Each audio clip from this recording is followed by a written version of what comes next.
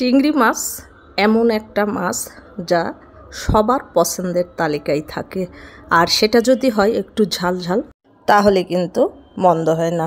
সুপ্রিয় দর্শক, দূরের এবং কাছের যে যেখান থেকে দেখছেন সবাইকে আসসালামু আলাইকুম। আশা করি সবাই ভালো আছেন। আজ আমি আপনাদেরকে রান্না করে দেখাবো খুব সহজভাবে গলদা চিংড়ির ঝাল ভুনা। এটা খেতে এতটা পরিমাণ ইয়ামি আর টেস্টি হয়, একদিন খেলে মুগ্ধ হয়ে যাবেন। আর এটা রান্নার পদ্ধতিটাও খুবই সহজ এবং সাধারণ, যে কেউ এটা রান্না করে নিতে পারেন। আপনারা যারা ব্যাচেলার ভাই এবং আপুরা আছেন তারা চাইলে আমার এই রেসিপিটা ফলো করে একদিন রান্না করে দেখতে পারেন। আশা করি ভালো লাগবে এবং উপকারে আসবে। ভিডিওটা ভালো লাগলে শুরু থেকে শেষ পর্যন্ত দেখার অনুরোধ রইল। আপনারা যারা আমার চ্যানেলে নতুন এসেছেন প্লিজ চ্যানেলটা সাবস্ক্রাইব করে পাশে থাকা বেল আইকনটা ক্লিক করে রাখবেন, যেন নতুন কোনো ভিডিও ছাড়ার সঙ্গে সঙ্গে নোটিফিকেশান সবার আগে আপনার কাছে পৌঁছে যায়। আর যারা ফেসবুক থেকে দেখছেন প্লিজ ফেসবুক পেজটাকে ফলো দিয়ে লাইক কমেন্ট শেয়ার করে আমার সঙ্গেই থাকবেন। চলুন তাহলে কথা না বাড়িয়ে আমরা মূল রেসিপিতে চলে যাই। সুপ্রিয় দর্শক, এই চিংড়ি মাছের ঝাল রান্না করার জন্য আমি এখানে নিয়েছি বড় সাইজের গলদা চিংড়ি। আপনারা যে কোনো সাইজের চিংড়ি মাছ নিতে পারেন। আর এই চিংড়ি মাছের খোসাগুলো ছাড়িয়ে নিতে হবে। আর ভিতরের যে দেখেন একটা এরকম একটা কালো রক থাকে, সেটা বাহির করে ফেলে দিতে হবে। আর মাথার মধ্যে ময়লা থাকে, সেগুলো কিন্তু ফেলে দিতে হবে। এখন এগুলো ধুয়ে পরিষ্কার করে নিতে হবে। আর পানি ঝরিয়ে এর মধ্যে দিয়ে দিতে হবে লবণ, সামান্য একটু হলুদের গুঁড়া আর মরিচের গুঁড়া দিয়ে ভালো করে হাত দিয়ে মেখে রেখে দিতে হবে 10 মিনিটের জন্য। এখন একটা পেস্ট তৈরি করে নিতে হবে। তার জন্য ব্লেন্ডারের জারের মধ্যে 2টা পেঁয়াজ, একটা টমেটোর অর্ধেক আর 4-5টা কাঁচামরিচ দিয়ে এটা ব্লেন্ড করে নিতে হবে। আপনারা চাইলে এই কাজটা শিলপাটায়ও করতে পারেন। আর মাছগুলোকে এখন হালকা ফ্রাই করে নিতে হবে। তার জন্য চুলায় ফ্রাই প্যান দিয়ে এর মধ্যে তেল দিয়ে দিয়েছি আর একে একে সব মাছ দিয়ে 1 মিনিটের মতো ভেজে নিয়েছি। এখন এই তেলেই আমি রান্না করব। তার জন্য এখানে দিয়েছি একটা তেজপাতা, ছোট 2 টুকরা দারচিনি, 3টা ছোট এলাচ দিয়ে ভালো করে 30 সেকেন্ড ভাজার পর দিয়ে দিতে হবে একটা পেঁয়াজ কুচি।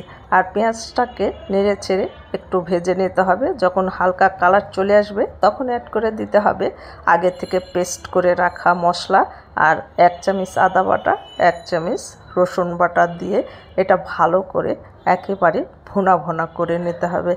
এখন অ্যাড করে দিতে হবে পানি। পানিটা দিয়ে নেড়ে চেড়ে এখন অন্য উপকরণ অ্যাড করতে হবে। স্বাদ মতো লবণ, 2 টেবিল চামচ দিয়েছি আমি শুকনা মরিচের গুঁড়া, আর সামান্য একটু হলুদের গুঁড়া আর দিয়েছি ধনিয়া গুঁড়া দিয়ে আবারও মশলাটাকে একেবারে ভুনা ভুনা করে নিতে হবে। আর যখন ভুনা ভুনা হয়ে আসবে তখন অ্যাড করে দিতে হবে পানি। পানির বলক চলে আসলে এর মধ্যে অ্যাড করে দিতে হবে মাছ। আর মাছগুলোকে ভালো করে নেড়ে চেড়ে মশলার সঙ্গে মিশিয়ে নিয়ে ঢাকনা দিয়ে ঢেকে ঝোলটা একেবারে ভুনা ভুনা হয়ে আসা পর্যন্ত রান্না করে নিতে হবে। যখন মাছটা এরকম ভুনা ভুনা হয়ে আসবে তখন অ্যাড করে দিতে হবে ঝোলের জন্য পানি। আর পানিটা দিয়ে এটা ঢাকনা দিয়ে ঢেকে বেশ কিছুক্ষণ রান্না করে নিয়েছি। আর দেখুন মাছগুলো এখন এই পর্যায়ে একটু নেড়ে চেড়ে অ্যাড করে দিতে হবে ফ্লেভারের জন্য কাঁচামরিচ। আর ঢাকনা দিয়ে ঢেকে ঝোলটা টেনে আসা পর্যন্ত রান্না করে নিতে হবে। আমার রান্না কিন্তু কমপ্লিট হয়ে গেছে। আমি চুলার জালটা অফ করে দেখাচ্ছি। আর যে ঝোলটা আছে এটা ঠান্ডা হলে আরও টেনে যাবে। আর দেখুন কতটা সুন্দর আর কতটা ইয়ামি হয়েছে। আর সার্ভিং ডিশে সার্ভ করে আপনাদেরকে আমি দেখাচ্ছি। দেখুন কতটা লোভনীয় হয়েছে। একদিন হলেও আপনারা বাসায় ট্রাই করবেন আর ট্রাই করে কমেন্টে আমাকে জানাবেন যে আপনাদের কাছে এই চিংড়ি মাছের ঝাল ঝাল ভুনাটা কেমন লেগেছে। আশা করি ভালো লাগবে।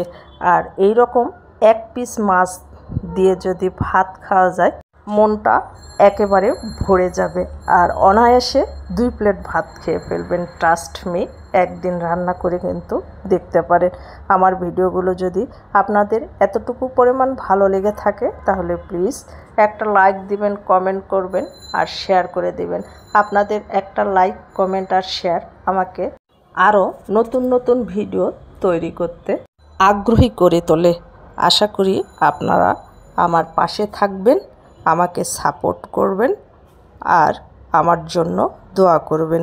আপনাদের সকলের সুস্বাস্থ্য এবং মঙ্গল জীবন কামনা করে ভিডিওটা আজকের মতো এখানেই শেষ করছি।